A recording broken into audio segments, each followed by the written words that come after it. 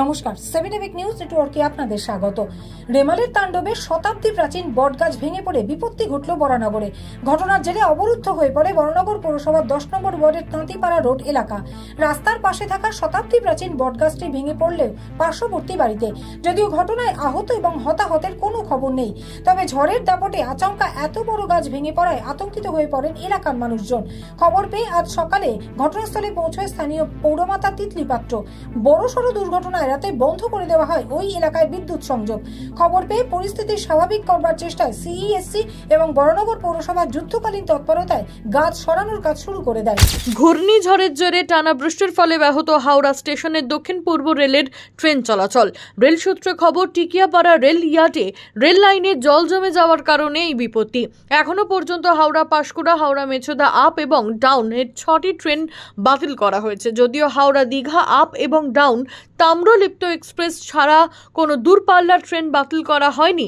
দক্ষিণ পূর্ব রেল সূত্রে খবর, তারা পাম্প চালিয়ে রেল লাইন থেকে জল নামানোর চেষ্টা করছেন। তবে বৃষ্টি নাম থামলে আরও ট্রেন বাতিল হওয়ার সম্ভাবনার কথা জানিয়েছে পূর্ব রেল কর্তৃপক্ষ।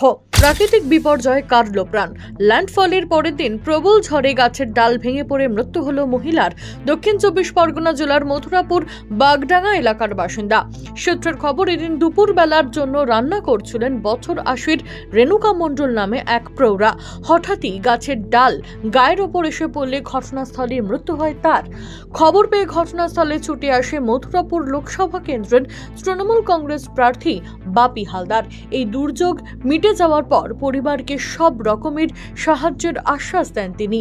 শোকের ছায়া নেমে এসেছে এলাকায়। মুর্শিদাবাদের জঙ্গিপুরের বিধায়ক তথা রাজ্যের প্রাক্তন মন্ত্রী জাকির হোসেনকে বোমা মারার হুমকি কাণ্ডে গ্রেপ্তার ঝাড়খণ্ডের যুবক মোহাম্মদ আহসানুজ্জামান। সম্প্রতি এক সাংবাদিক সম্মেলনে জাকির জানান যে একটি নির্দিষ্ট নম্বর থেকে বেশ কয়েকদিন ধরে তার ব্যক্তিগত হোয়াটসঅ্যাপ নম্বরে বোমা মারার হুমকি মেসেজ আসছিল। আর তারপরই আতঙ্কিত বিধায়ক এ বিষয়ে সুতি থানায় অভিযোগ দায়ের করেন। সে অভিযোগের ভিত্তিতে ঝাড়খণ্ডের পাকুড় থানার ইসলামপুর গ্রামের বাসিন্দা যুবককে গ্রেপ্তার করা হয়। তবে ধৃতের দাবি কোনো রাজনৈতিক দলের নেতার মদতে নয়। বারংবার জাকির হোসেনকে তার মেয়ের বিষয়ে মেসেজ করেও কোনো প্রত্যুত্তর না পাওয়ায় তিনি নিজেই নাকি বিরক্ত হয়ে জাকিরকে ঝোঁকের বশে হুমকি দেন। অন্যদিকে অভিযুক্তের পরিবারের দাবি তাদের ছেলের মানসিক সমস্যা রয়েছে। সোমবার ধৃতকে জঙ্গিপুর মহকুমা আদালতে পেশ করা হয় এবং পুরো ঘটনার তদন্তে নেমেছে পুলিশ। একদিকে রেমাল বিপর্যয়ে বেসামাল শহর কলকাতা সহ দক্ষিণবঙ্গের বিভিন্ন জেলা, অন্যদিকে মালদার চাঁচলের সিঙ্গিয়ায় পুকুরে ডুবে মৃত্যু হল এক কিশোরের। মৃতের নাম তাহমিদ খান। হরিশ্চন্দ্রপুর থানার অধীনস্থ দৌলতপুরের বাসিন্দা ছিল সে। স্থানীয় সূত্রে খবর, এদিন তাহমিদ সহ 3 বন্ধু মিলে পুকুরে সাঁতার কাটতে গিয়েছিল, কিন্তু 9ম শ্রেণীর ছাত্র তাহমিদ সাঁতার জানত না বলেই খবর। কিশোরকে উদ্ধার করে তড়িঘড়ি চাঁচল সুপার স্পেশালিটি হাসপাতালে নিয়ে যাওয়া হলে চিকিৎসকেরা তাকে মৃত বলে ঘোষণা করেন। ইতিমধ্যেই মৃতদেহটি ময়নাতদন্তের জন্য পাঠিয়েছে হরিশ্চন্দ্রপুর থানার পুলিশ। বড় সড় চুরির কিনারা করল রায়গঞ্জ থানার পুলিশ। সূত্রে খবর, দীর্ঘ 1 মাস চিকিৎসার কারণে বাড়ির বাইরে থাকার পর গত 18ই মে বাড়ি ফিরে চক্ষু চরকগাছ হয়ে যায় রায়গঞ্জে নেতাজি পল্লীর বাসিন্দা শুভাশিস কুণ্ডুর। বুঝতে পারেন বাড়ি থেকে লক্ষাধিক নগদ টাকা সহ সোনা ও রূপোর গয়না নিয়ে চম্পট দিয়েছে দুষ্কৃতীরা। এরপর রায়গঞ্জ থানায় তার দায়ের করা অভিযোগের ভিত্তিতে তদন্তে নামে পুলিশ ও একটি বিশেষ দলও গঠন করা হয়। এরপরেই চুরির ঘটনায় উত্তরপ্রদেশের বেনারস থেকে অর্জুন পাসওয়ান ওরফে মান্নু নামের এক ব্যক্তিকে গ্রেপ্তার করে রায়গঞ্জ থানার পুলিশ। ধৃতের কাছ থেকে নগদ 10.5 লক্ষ টাকা উদ্ধার হয়েছে। ধৃতের বাড়ি রায়গঞ্জের শক্তিনগর এলাকায়। অভিযুক্তকে জেরা করে সুভাষগঞ্জের এক স্বর্ণ ব্যবসায়ী তপন দেকে গ্রেপ্তার করে পুলিশ। তার কাছ থেকে 30 গ্রাম সোনা ও 150 গ্রাম রূপো বাজেয়াপ্ত করা হয়। ধৃত দুজনকে সোমবার রায়গঞ্জ জেলা আদালতে পেশ করা হয়।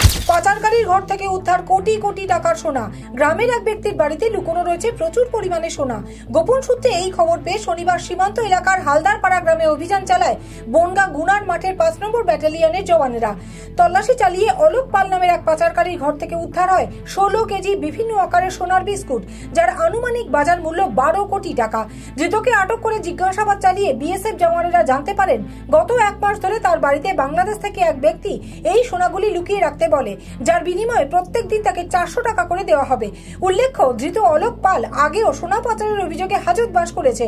বাজেয়াপ্ত সোনা সহ ধৃতকে শুল্ক দপ্তরের হাতে তুলে দিয়েছে বিএসএফ। বনগা থেকে শান্তনু বিশ্বাসের রিপোর্ট, 7 এভিক নিউজ নেটওয়ার্ক। আরো বিভিন্ন খবরের আপডেট জানতে হলে অবশ্যই সাবস্ক্রাইব করুন 7 এভিক নিউজ নেটওয়ার্ক চ্যানেলটি, কারণ আপনাদের একটা সাবস্ক্রিপশন আমাদের কাছে অত্যন্ত মূল্যবান। জয় হিন্দ।